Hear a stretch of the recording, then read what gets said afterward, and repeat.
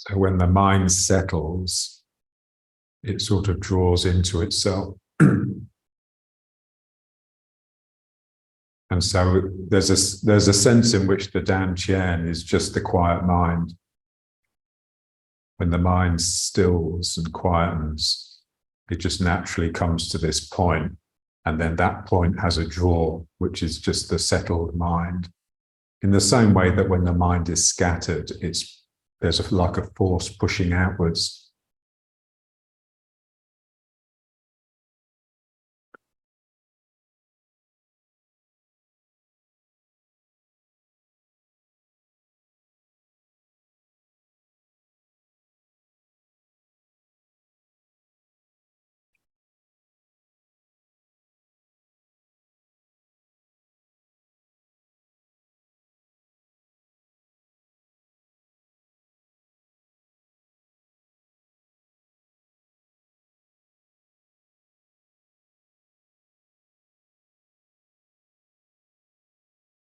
Okay, so now let's just physicalize the Dantian even more with the breathing. So just drawing the belly in and then letting it expand.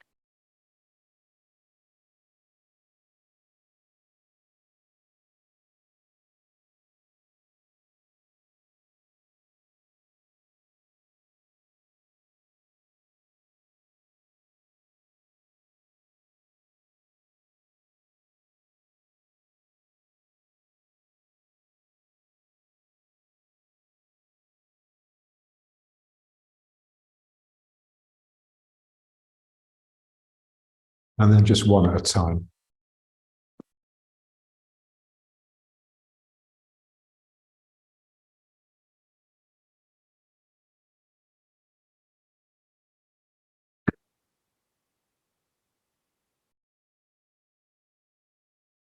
Just try and feel each side of the Dantian. So I want this turn and the fist being made because there's a contraction here. So I want it to start in my belly. So my left side of my belly is tightening, but the right side of my back is tightening. So there's a real torque, T-O-R-Q-U-E, in the spine.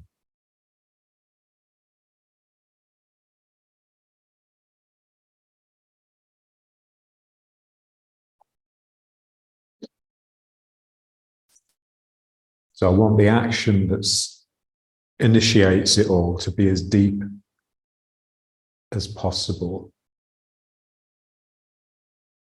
It's a real core work. Ooh.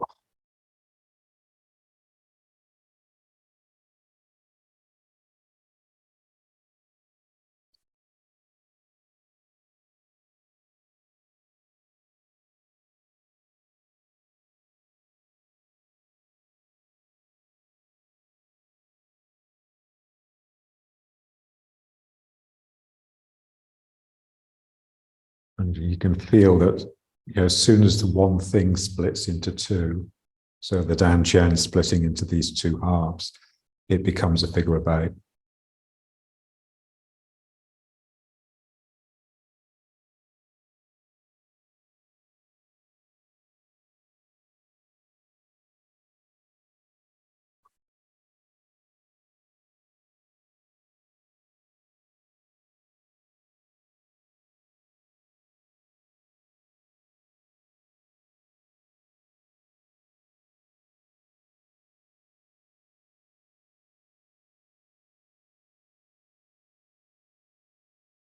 Now, when you get into something, when you get into the exercise, it tends to externalize. You know, you tend to feel the external muscles, the effort, the effect. And so that tends to take over. So we always have to just try and keep it moving into the core. This is what's difficult.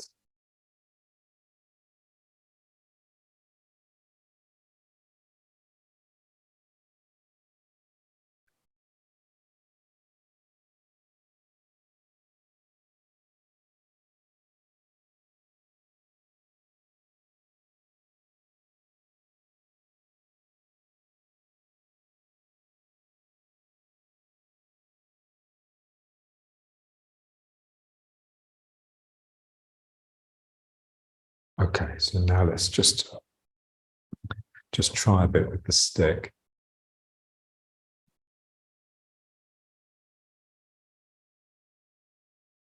Yeah, so just be careful that the stick doesn't pull you forward. So let the spine fight it a little bit. So the spine is really trying to straighten up. And then just turn. So really feel like the spine is an axle, a vertical axle or an axis. And you're just turning around it. So the turning should actually straighten the spine.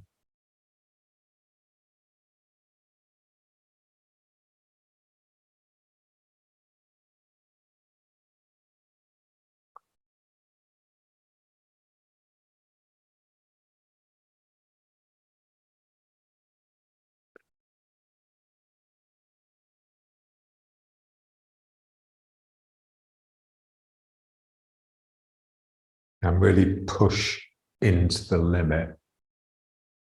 So we're just trying to make that limit springy so that it springs us back naturally.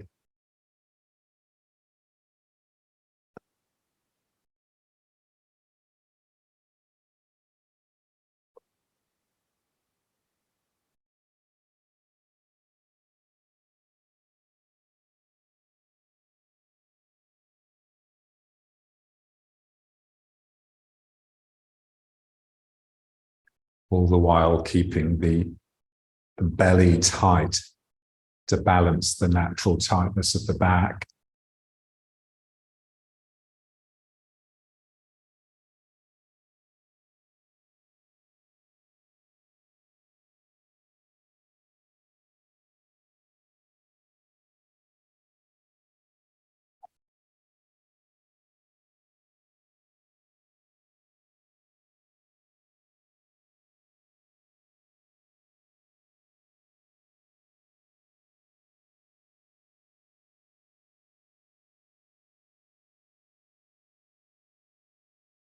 And then just tipping.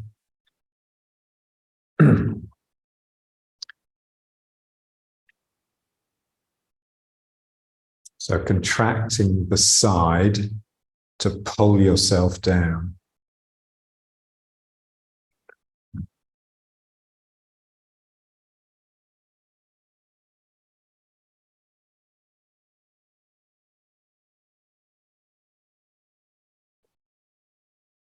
So we're not tilting the spine, we're bending the spine. So this action here is not just dropping the end of the stick down, it's pulling it in towards the hip. So trying your best to keep both buttocks firmly on the cushion or the chair.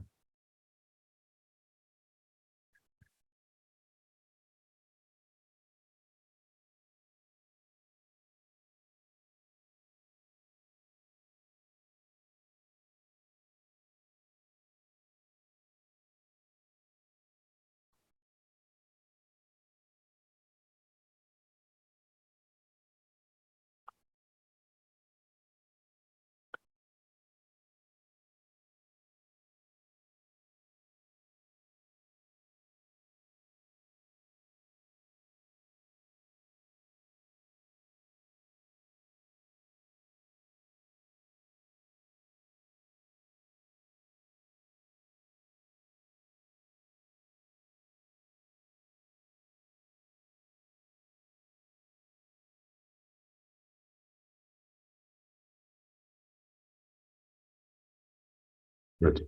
And now let's just try a few, just pressing up and pulling down, but pulling down behind the head, but rather than tipping the head forwards to get the stick down, just really arch the spine so that you can get your elbows back.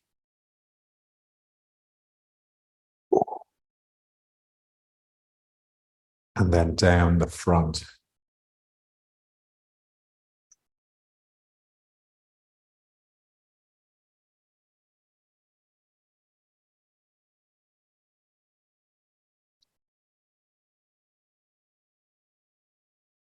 It helps if you sort of pull the stick, so pulling the hands apart.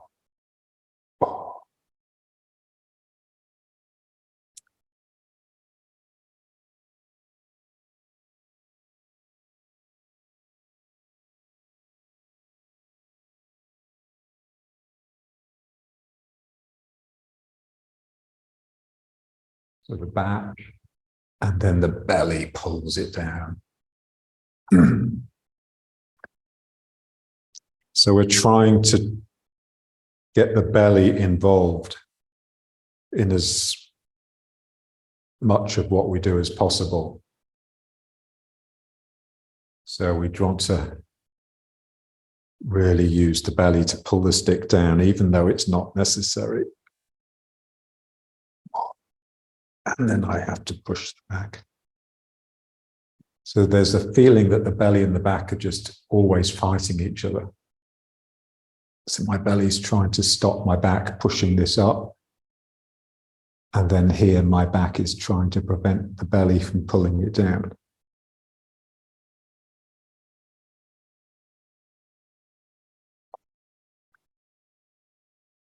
So John always used to say that in a way the best work is isometric, yeah? Where you're just using the body to fight itself.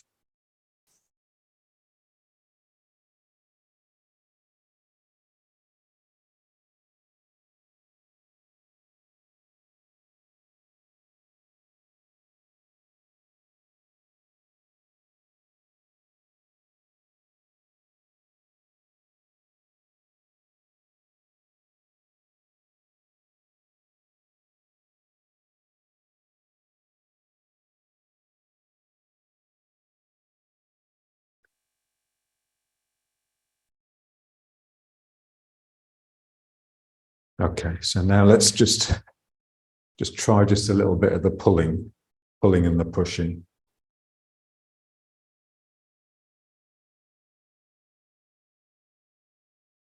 So this is the same idea really. So we're just using left and right to contend with each other now instead of the front and the back. And this can be really gentle, almost like a whisper.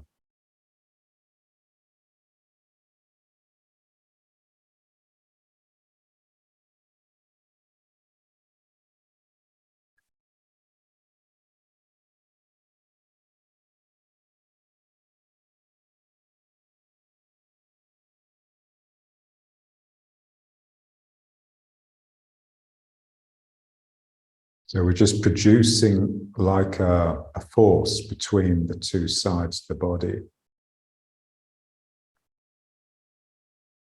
by pulling the two hands away, but also by sort of twisting like this. So there's this sort of contention all the time. But in order to sort of maintain a level of energy in a way, which I can then direct in my body to any part of the body I want, just by wriggling a little bit and by directing with my mind. So those areas that just feel a little bit intractable.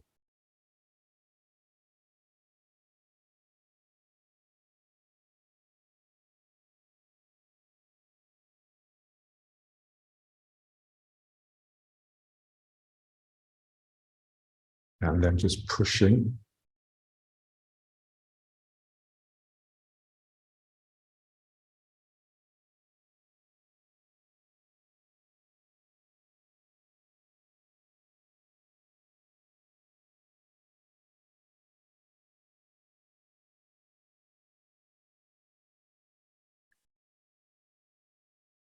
And pulling.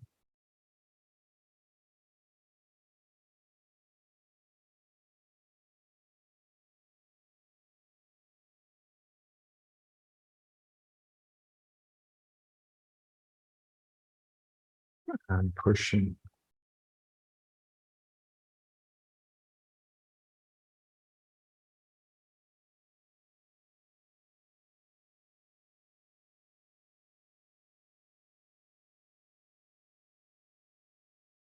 And then just one more pulling.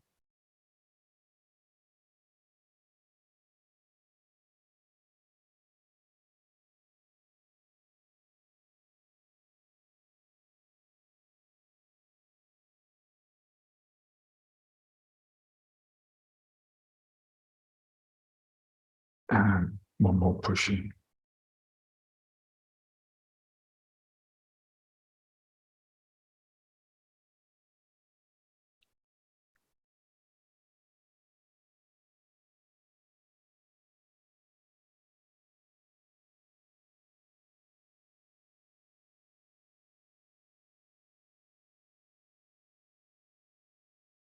Okay, so now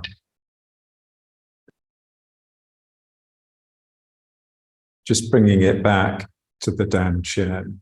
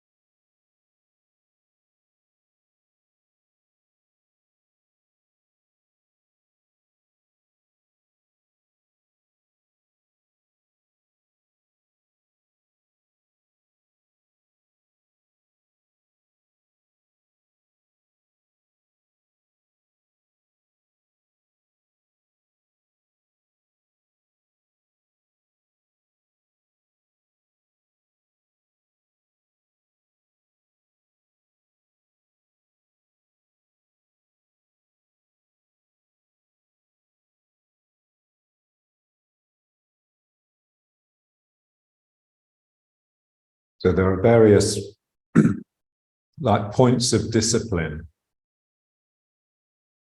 that you can use to, in a way, sort of train the mind and just condense the energy. So one is mind in the dantian, so quietening the mind and just placing it in the dantian. Yeah. So it's difficult because the mind is always wandering. So we're always bringing it back. We're just endlessly patient. Yeah. And it's meant to be difficult. If it was easy, then it wouldn't be worth doing. So by practicing something that's difficult, you develop strength and energy. And then tip of the tongue on the roof of the mouth, that's something that you can just be with all the time. And then for me, like breathing through the small hole. So really making the breathing a labor. So it's difficult. It's difficult to suck the air in, and it's difficult to push the air out. So I'm conscious or aware really of the use of these muscles in the breathing action. It's not just the diaphragm. I have to activate my belly as well because it's difficult. And then for me, the other one is just making a fist. So like when you're walking or when you're sitting, you can just make a fist. And the ring finger, if you make a fist and it's quite tight, then the ring finger pushes pretty much into the lagun point. Yeah. And so you can just press the ring finger in and use that as like a sort of like an anchor.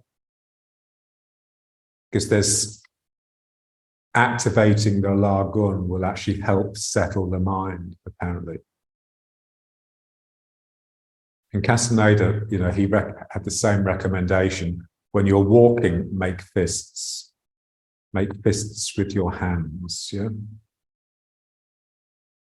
So I think the lagun is actually between the ring finger and the middle finger, yeah? When they press in, so you can, but it's nice that the ring finger has something to do.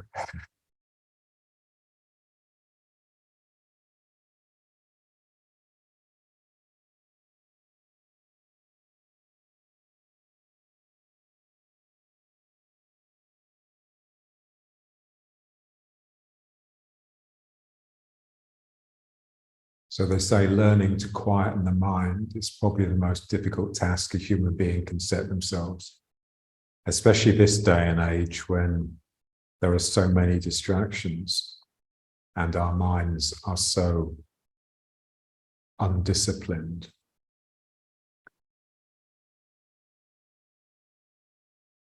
So it's a worthy task.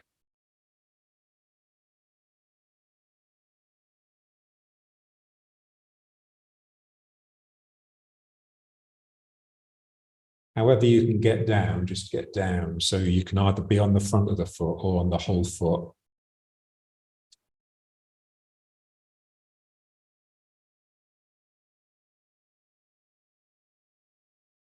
Yeah, so this is what we're aiming to get into, just a squat really. The spine should be able to be as flat as it can be with your heels on the ground, yeah? So, you know, because we walk with shoes with heels on, which are incredibly unhealthy, so that the Achilles tendon and these muscles at the back of the calf tend to shorten, which makes this difficult. And a lot of people, they just need blocks to stand on, like heels, yeah? So we want to just really stretch those muscles. And you can just use your mind, just drive the heels down, like you're in wet sand, and the heels will actually descend a little through the floor.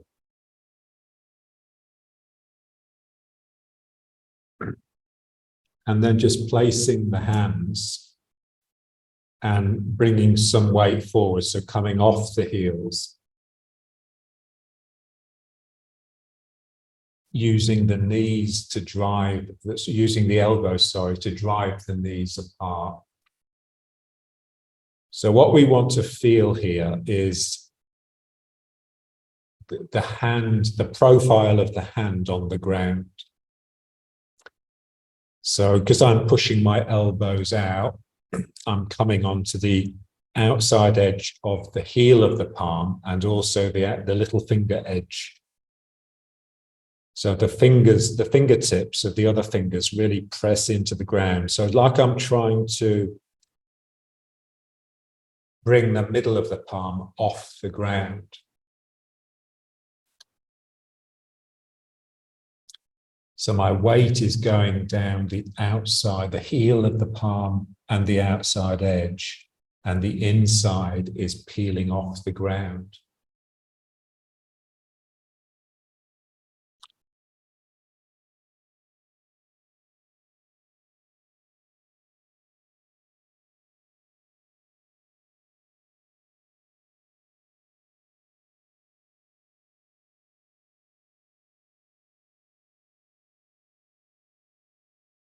And now just extending a foot. We'd just like to be really adept at just being active close to the ground and comfortable.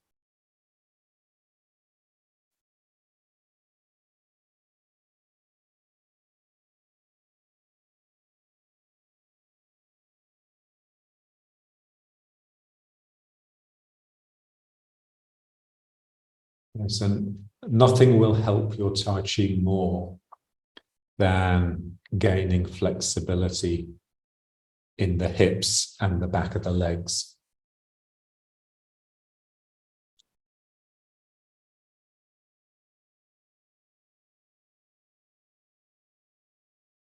Because it's not just a matter of sinking, it's a matter of wanting to sink, yeah? So there has to be some part of you that just feels incredibly comfortable down here. Should feel homely. So that when you're doing your Tai Chi, there's part of you that really wants to get as low as possible. So it's not something you're having to endure. And then the other leg.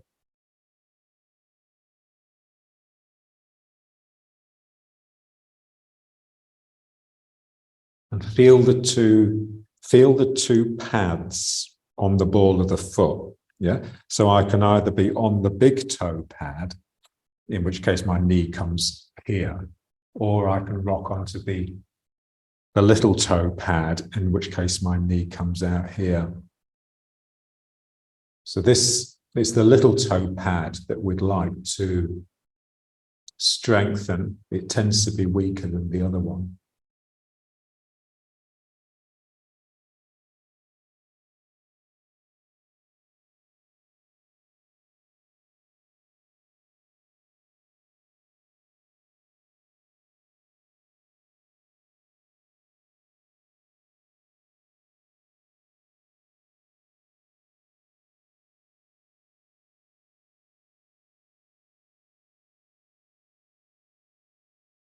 Just one more on the other leg. Again, I can either be here with the knee, in which case I'm on the big toe pad, or I can really let the knee rock out to the side. So this just requires more strength because it's not there in the foot so much, and just openness in the groin.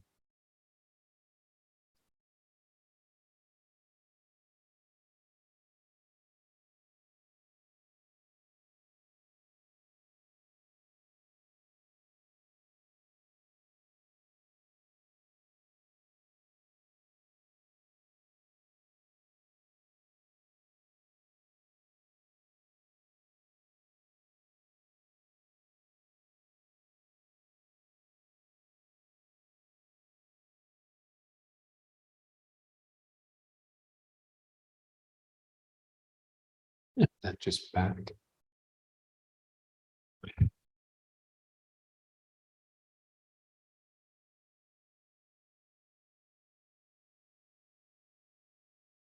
And again, just feel, so we've got the tripod of the foot. So the heel is the back, and then you've got 2 points at the front of the foot. So the outside, the little toe pad on the ball of the foot, and the big toe pad. So here I'm just trying to use my elbows to push myself into the outside edge of the foot.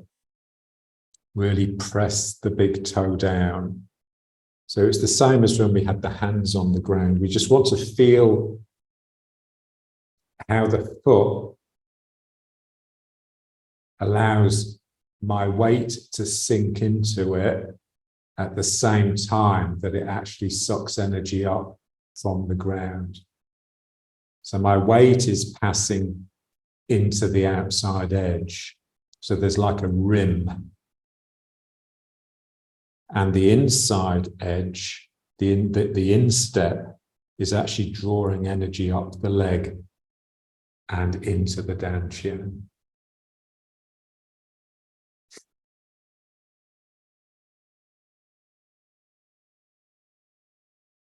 So it's a bit like a siphon. You know, when you activate a siphon, you have to give it a helping hand by sucking it to start it off. It's the same here. The dantian needs that draw. It needs that tightening just to activate the flow upwards from the ground.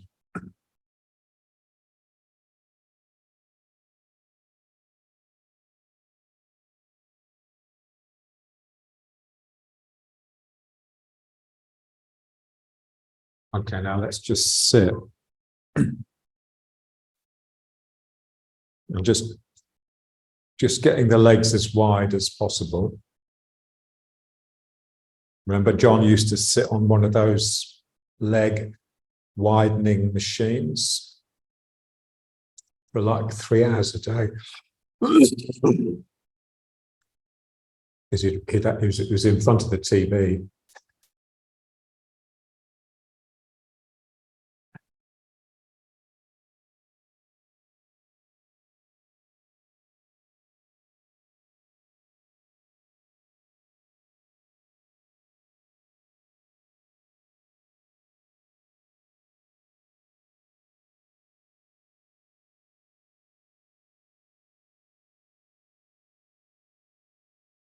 So just feel the inertness of the ground.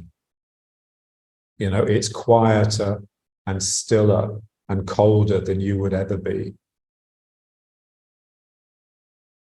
So it's like a real teacher.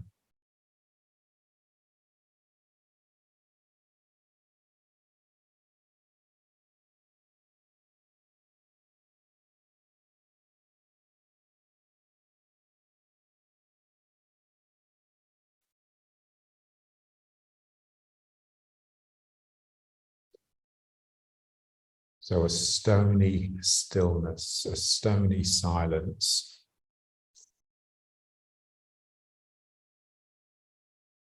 So it's a beautiful phrase, you know, because it means, it's sort of got those connotations of sort of severe and serious, and maybe even a little bit cross, detached, ruthless.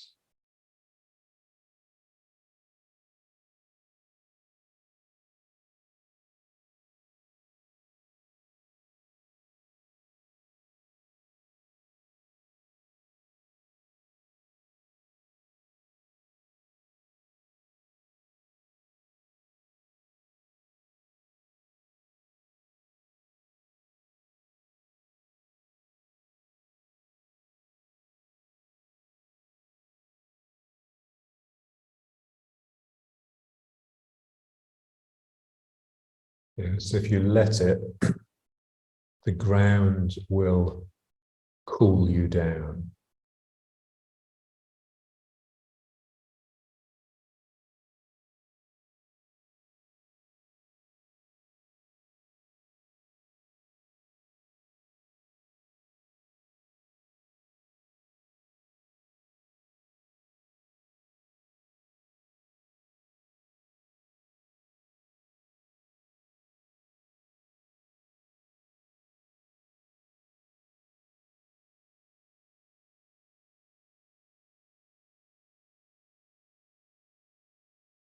So let's just start moving from leg to leg, but really just with the figure of 8. So in the sense, I'm trying to just keep my spine in the middle. So I want to feel the pathway through the foot, going into the inside edge of the heel, around the outside edge, around the outside edge of the foot, through the toes, from the little toe to the big toe. And as it passes through the big toe really presses into the ground to bring the instep up. So as I'm coming out of this foot, I don't want any sense that the knee is collapsing in. If anything, the knee is going out in order to get me across here. Yeah. So again, inside edge of the heel, outside edge, rolling around the outside edge of the foot, through little toe, through the toes, big toe presses into the ground, and then it goes. So we want to make sure it really is following that pathway. It's not just something I'm seeing with my mind. So I have to really turn here to get into the heel, at least until you've got into the min-meng pushing back. So you've got a sense of the spine being behind the body.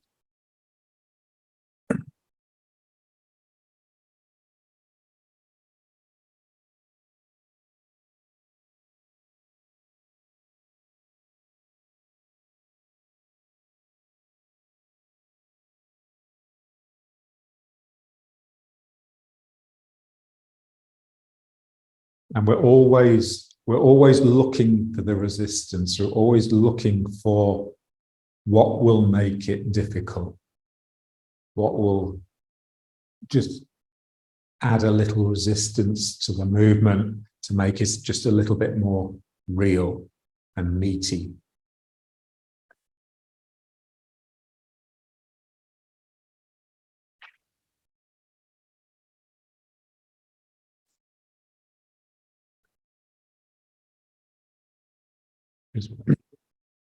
It should feel like, you know, you just can't have the feet splayed out to the side. You know, the toes want to be sort of angled in a little bit. Because what it really does, you know, because we've got the figure of 8 doing this, it's opening here all the time and bringing it all in here. So this is what we're after, is really opening those sacroiliac joints.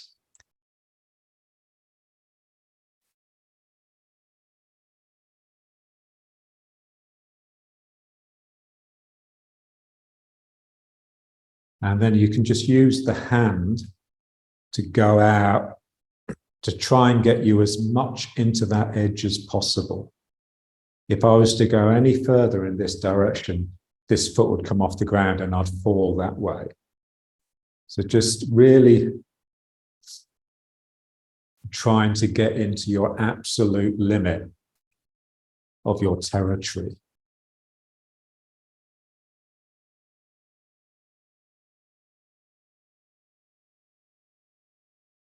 So if you find yourself coming onto the whole foot, then you've fallen in a little bit.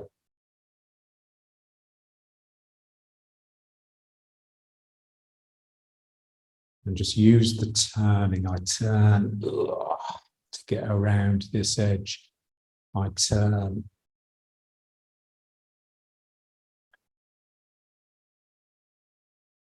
So the stick work is really important because it just really just strengthens the belt of the waist. So this turn is real. It's coming from the muscles in my core rather than just my hips twisting round.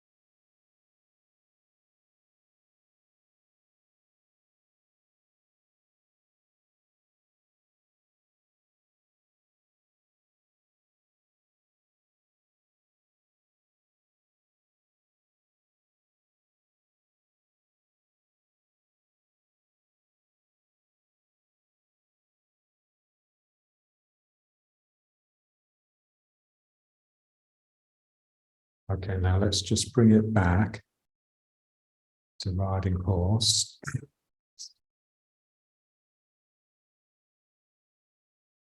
So just feeling this posture. So the equilibrium between my back and my front, yeah? So my back is trying to pull backwards towards the wall, yeah? So which is getting me into my heels. It's pulling the Min Meng back, the Dan Qian in. So my arms are really having to reach forwards with my mind to stop myself from falling. So this is an equilibrium. My body is falling backwards and my mind is reaching forwards. And I'm just tottering at this edge.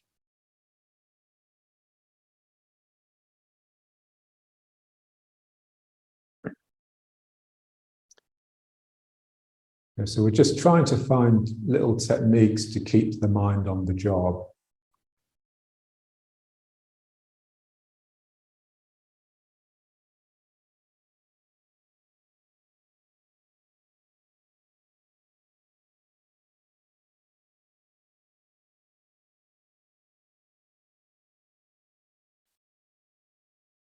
So we're trying to make the cave as deep as possible.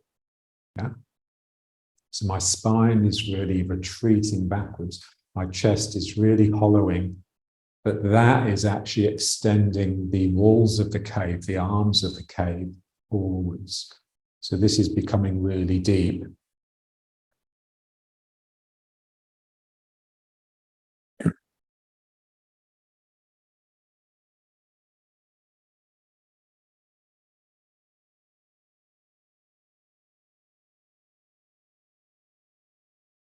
My brother's stepson is a rugby player, or was, before he got injured.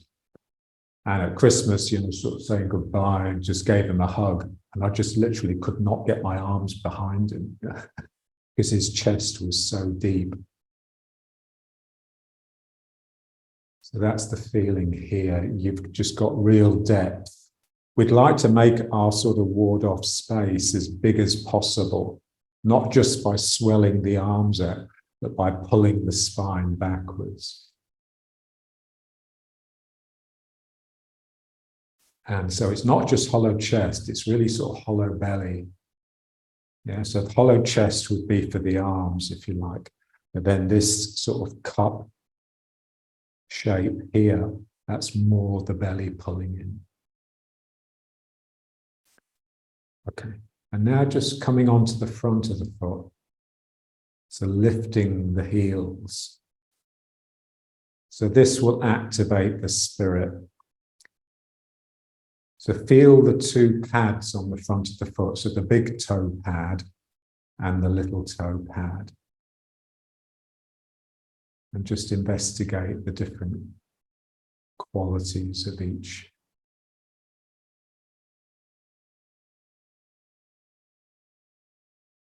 So all the while, the sacrum is hanging heavily through this, which will maintain a feeling of rooting and balance, but it's actually really shaky. And you want it to be. The more shaky it is, the more energy.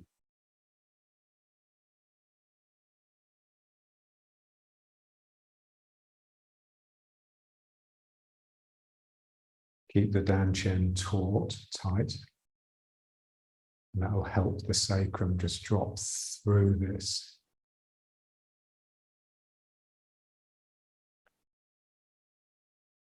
And then just rock back. So one heel at a time, otherwise you'll fall. So really send the heel backwards and let it hook under the ground as you draw the belly in to bring the tail under a little bit.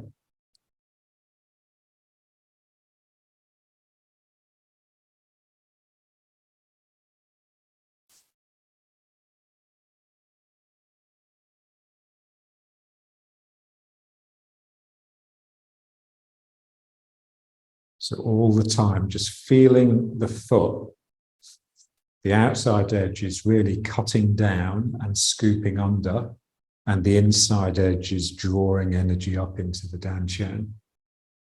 So always those two flows within the leg. And it would be the same with the arm when you put your hand on something. So I have to push down with my big toes to stop this from happening, to stop the knees from just naturally collapsing inwards.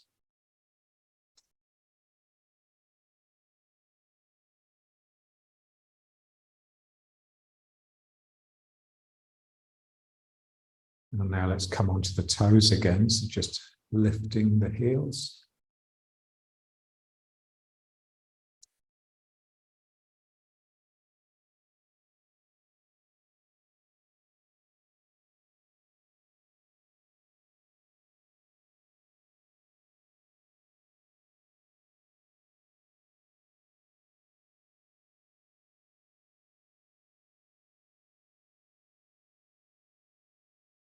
So the spirit is excited but internally gathered.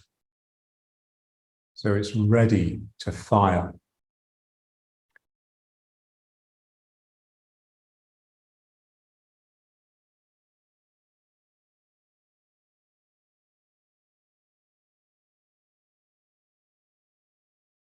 And then just rocking back. Ooh.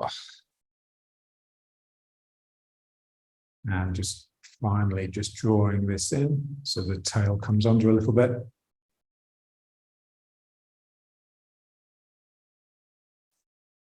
So remember, when you're in the dantian, there's always like a circuit like this going on.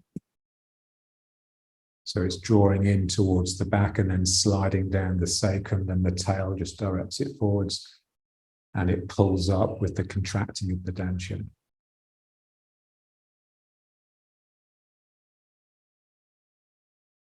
It's the same with all the centers.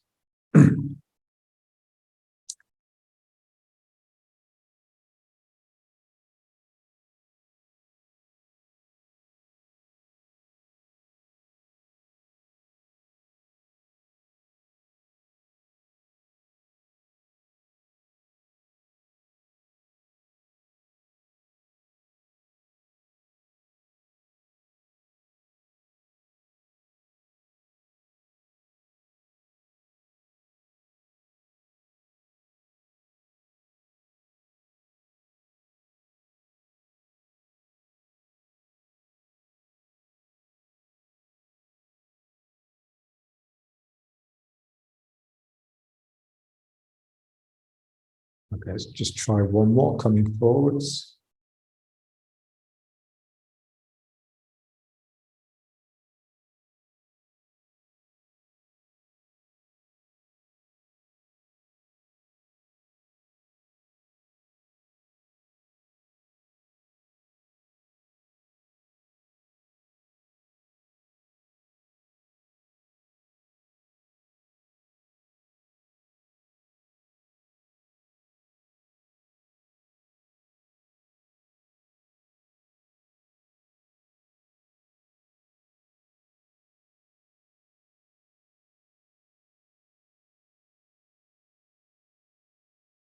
And then just rocking back.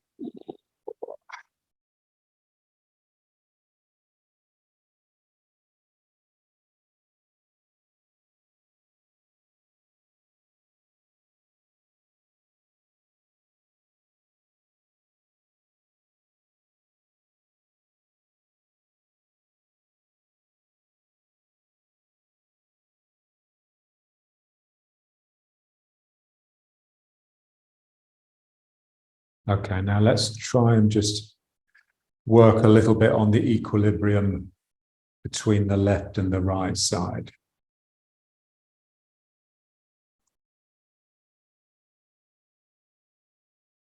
So one of the reasons riding horse is wider than your shoulders is just to encourage the two sides of the body to relax away from each other so they can feel and have a little bit of independence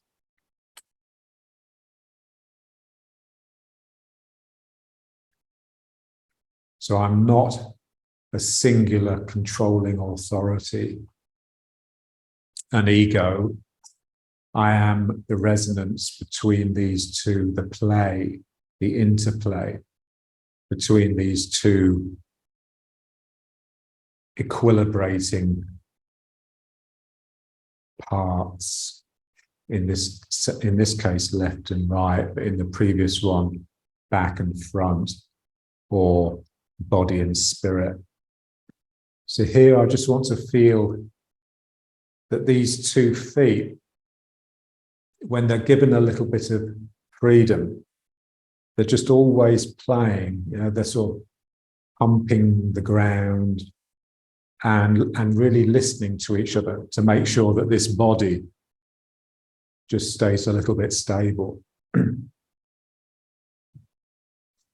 So it's a bit like sea legs. When you're used to being on the boat, you can walk around quite easily and maintain your balance, even though the boat is listing and tipping and everything.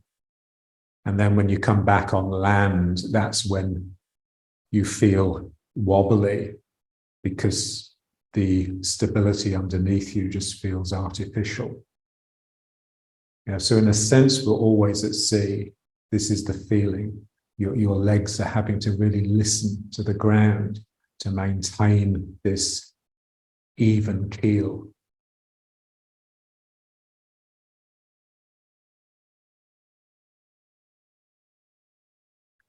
So what we want to feel is that how, when the 2 feet play with each other, what it produces is a turn. So it's so easy just to twist a little bit, just to turn around. And we tend to be blocking that all the time, because we want some sort of vision, some unimpaired linear vision. So I've just got to lose my eyes and just let myself just turn, but not a controlled turn where I'm saying to myself, okay, turn the waist, That's like a completely bad instruction, really. I mean, you have to start somewhere, so it's a good place to start, but really it's the 2 feet playing with each other that's producing this turn. So they both push, and that twists me round, and then they just sort of relax, and then they both push again, and then they relax. So this straightening of the legs, which would normally, if I wasn't turning, bring me up, is now producing a turn, because I know that coming up is not right. And then I just relax it, and then I just push again. And relax, push, and relax.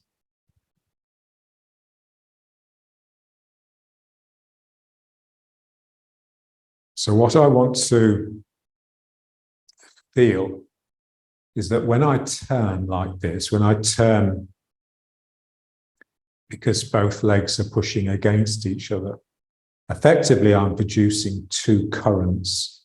One is pushing this way because the leg is pushing that way, and one is flowing this way because the leg is pushing that way. So I want to feel that I am the resonance between these 2 energies, and it's a vortex, it's a whirlpool, it's a spiral. So my spine is the center of this. It's what Yeats called the gyre, the widening gyre, like the gyroscope. And then, so there's just this real sort of twisting, spiraling action that's just whoosh. So my body, it will only happen if I keep my body down, because if I let my body come up, there will be no turning. So my body is grinding down, but the energy is really spiraling upwards. This is what we want to just appreciate. And then I just relax and then the other way.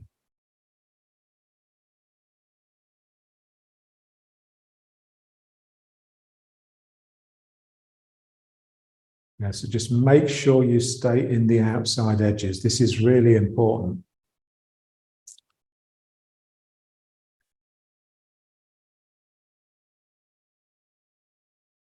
And then just relaxing back to the front and then pushing this way. Yeah, so this should have a sense of widening all the time, the space between the legs.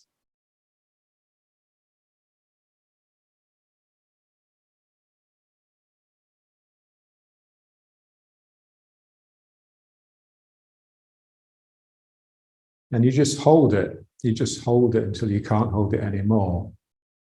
So the limiting factor will either be strength in the legs or just the intensity of the energy is just too much to bear, or you're bored rigid, which is probably the most likely one. Yeah, so this edge is really cutting down here, and this is really, so this knee is having to press back. And just feel that if you had if this front foot was actually facing forwards, it just wouldn't work. Yeah. And so it really is from the outside edge of the foot, pressing the ground and pushing this around. Yeah. So if I was just with the foot like this, then when I pressed back, this would just move backwards. It would tend not to turn. I'm wanting this.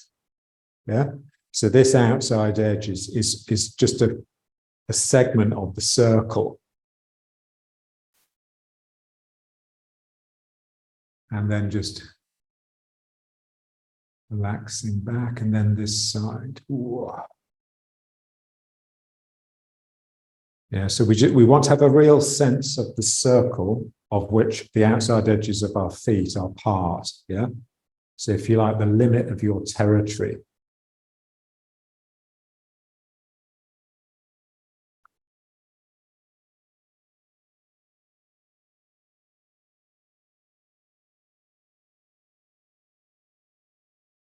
Okay, now what we'd like is for when we relax back to the front, it's not simply a relaxation. So my feet are pushing apart like this to get the turn. And now I want to just pull them together to get myself to come back. And then they push again to get me to turn this side. So there's like a breathing. So this is like drawing in, and then this is pressing apart. This is drawing in.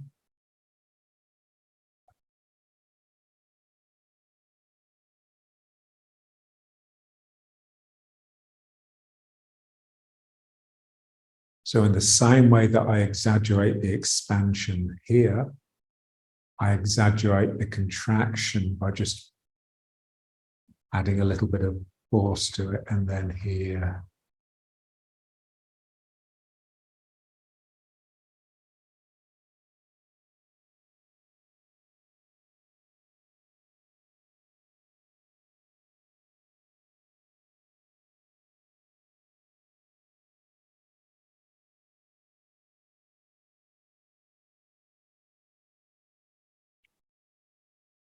All the time, just trying to make sure that it really is coming from these two legs, these two independent legs cooperating and playing rather than a central authority that's giving orders. That's really difficult to keep that.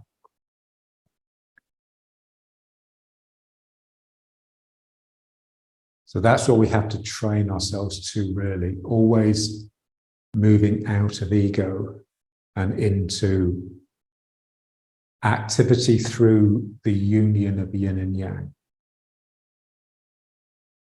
So these two components are just unified in the sense that they're working together. They're not unified in the sense of becoming one.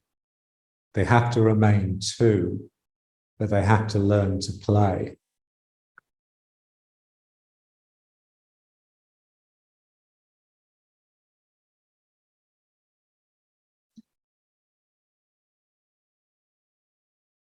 Yin, yin and yang unite when the mind stops. This insight comes in flashes as you face fear. With practice, a hell of a lot of practice, these flashes become a steady stream of light.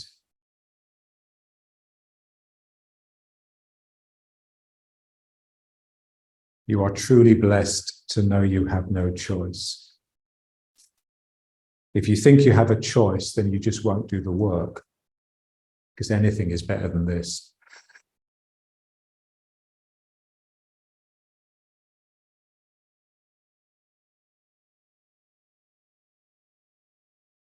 So the only people that do the work are the ones that know they've got no choice.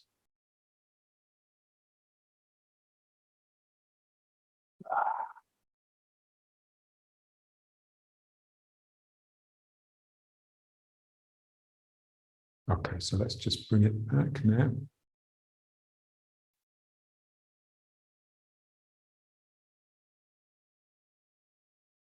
So again, just feeling those three equilibria. So the back falling backwards, the hands reaching forwards. So that's like the iceberg, what John called the iceberg, but it's an iceberg sort of on its side. So this is the tip of my iceberg. And then behind me is the submerged part of the iceberg. So there's a sense that I'm being drawn into this all the time. Yeah. So there's something, it's like the death wish, Freud's death wish. There's some part of you that's just willing to just dissolve back into the universe, the cosmos, yeah. And there's another part of you through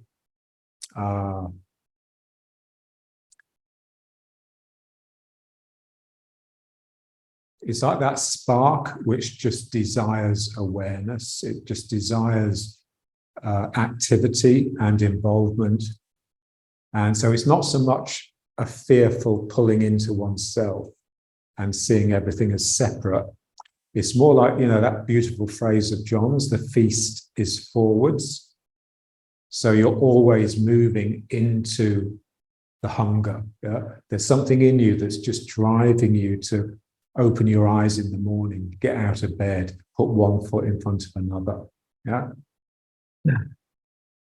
At the same time that there's something else that's just wanting you just to decompose and just split into all of your elements, your component parts. Yeah. So there's that equilibrium, yeah, which is really deep.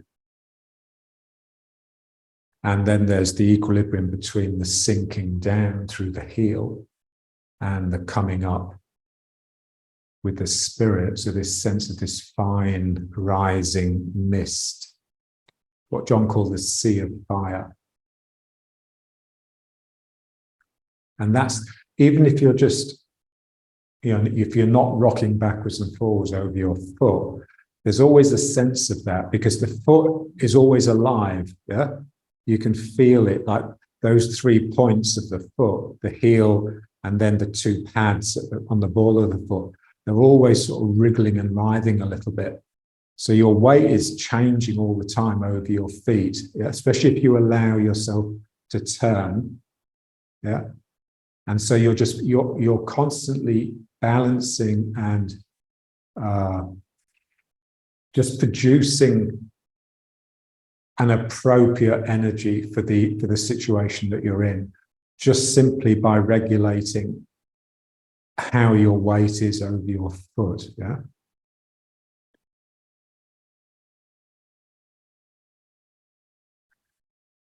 And then there's the equilibrium between the left and the right, which obviously, you know, we're all expert at that really, because we're all good at walking, yeah? And walking is probably the best exercise, yeah?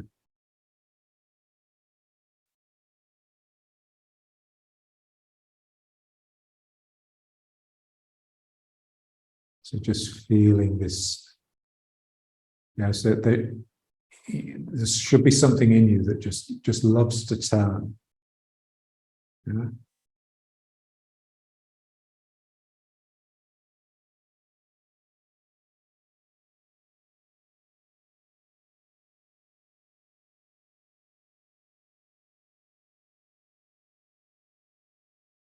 So the mind just circulates through those equilibria.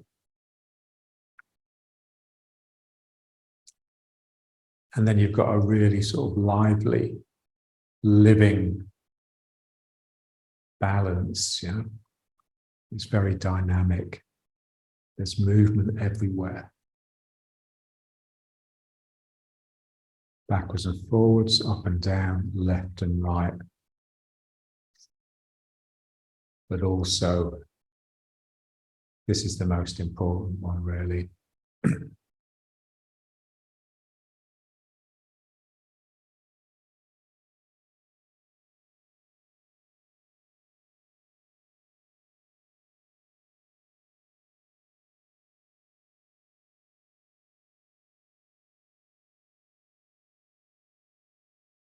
Yeah, so you just want the feet on the ground.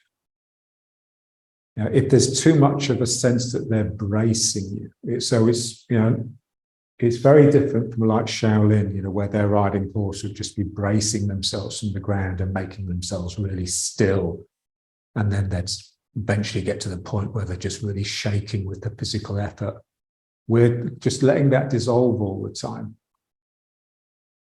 You know, so we're not looking for, if we become immobile and still, it's because that's what the mind is.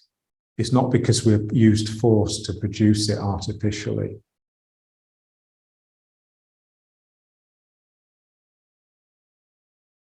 So it's always breathing. That's the thing, really. Yeah. Like something that's in the water, you know, like a frond of seaweed that's anchored onto the rock, that is just making visible the currents in the water. So that's what you are, really. You're just natural.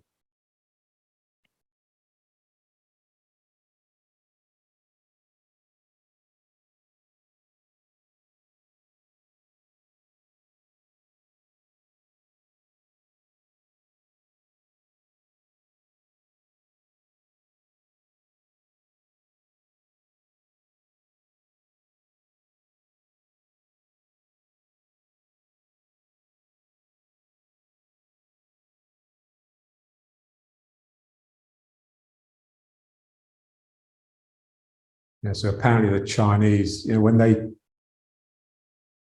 the term heaven and earth, yeah, is just the term that they use for nature, yeah. And if they use just the word heaven, it's generally just short for heaven and earth, so short for nature, yeah. So this sense that you're just embedded, you're sandwiched, yeah, between this earth and this firmament, this, you know, what Heidegger called the sky, the earth and the sky. So that is our place, yeah.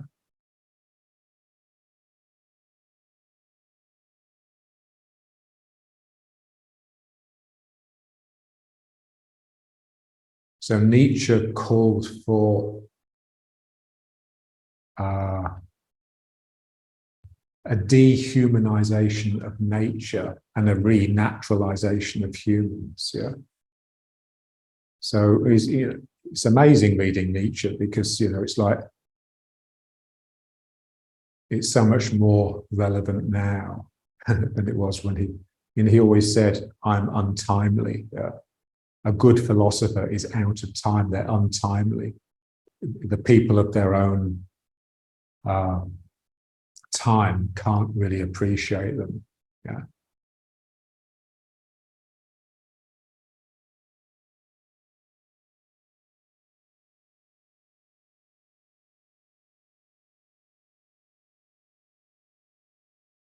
And the best way to renaturalize the human being is just to quieten the mind, yeah? Because that's the part of us that's unnatural. If you find words coming into your head, then the mind's not quiet.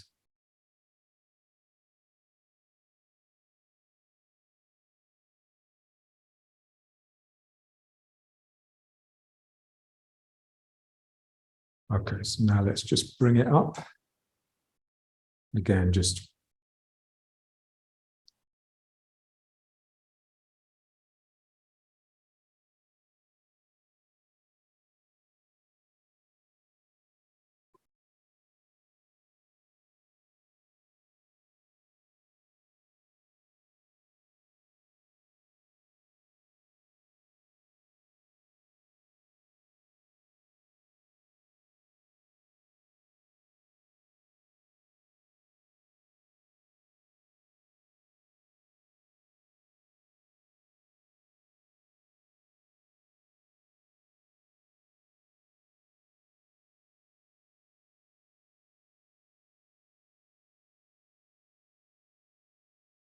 so the same here with the feet. Yeah, just try and be aware of the outside edge, so the inside edge drawing, yeah? And that's as much from the legs trying to bend through the dantian trying to contract as it is the driving down with the outside edges.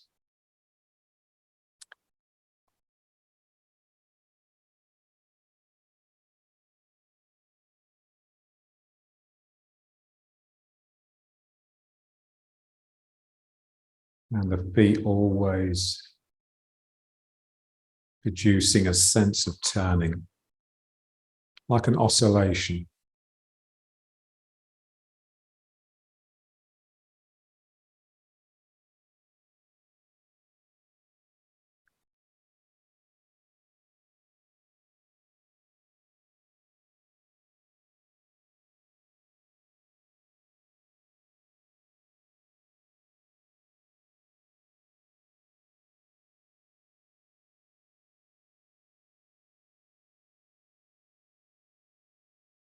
Yeah. So it's a bit like the plumb line, or you can think pendulum. Yeah. So, you know, you got the chain with the sort of crystal on the bottom, and you're asking all these stupid questions. But there should be a sense that this pendulum has freedom of motion in all directions. Yeah.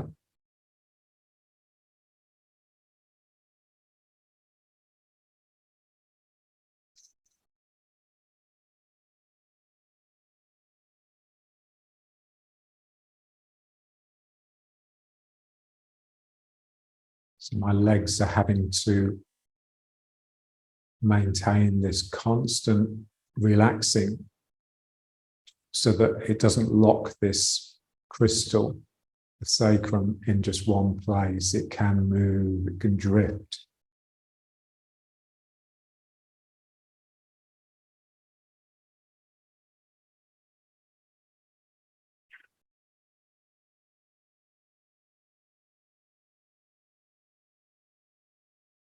Okay, great.